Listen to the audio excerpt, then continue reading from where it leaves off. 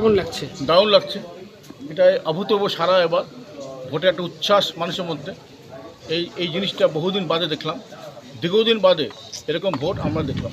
কেননা মানুষ আগে ভোট মানে উৎসব ছিল, উৎসবমুখী ভোট ছিল, সেটা কয়েক বছর যাবৎ ভোটটাকে সন্ত্রাস ত্রাসে পরিণত হয়েছে।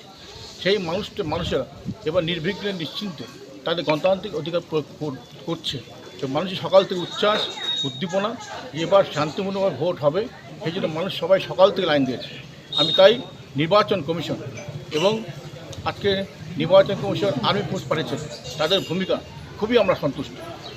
আপনার আজকে কি কর্মসূচি রয়েছে দিনে? আমার আজকে বিভিন্ন বুথে যাব। এবার তো ভোটটা শান্তিপূর্ণভাবে হবে। খালি 127 নম্বর বুথে একটা ইভিএমের কোনো গোলমাল হতে ছিল, কিছুক্ষণ ভোটটা বন্ধ ছিল। তাছাড়া কোনোখানে কোনো রকম খবর পাওয়া যায়নি, ইভিএমে গোলমাল পাওয়া যায়নি। কিন্তু আজকে আমরা এবার ভোট পিসফুলি শান্তিপূর্ণ হবে, কোনো অশান্তি হবে না।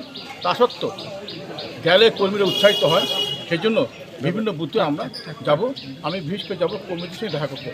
বলছি, শাসক দল তো বলছিল যে তারা পছন্দ করছে না, কেন বেঙ্গল পুলিশকেই তাদেরকে গাইড করতে হয়, সুতরাং এটা একটা প্রহসন মাত্র। কি বলবেন? আমি কারো নিন্দা করবো না আজকের দিনে, তবে বেঙ্গল পুলিশ এই সন্ত্রাসমুক্ত ভোট করতে পারত না। সেই জন্য আজ প্যারামিলিটারি যে সন্ত্রাসমুক্ত ভোট করছে তাদেরকে আমরা ধন্যবাদ জানাই। এদেরকে সব কাজে আমরা ভারতবর্ষের সরকার, ভারতবর্ষের মানুষ ইউজ করে। সেক্ষেত্রে ভোটের ক্ষেত্রে এতে বিরাট একটা ভূমিকা, যে পিসফুলি ভোট করার জন্য সেরকম ভূমিকা আমার রায়গঞ্জ বিধানসভা কেন্দ্র প্যারামিলিটারি নিয়েছে।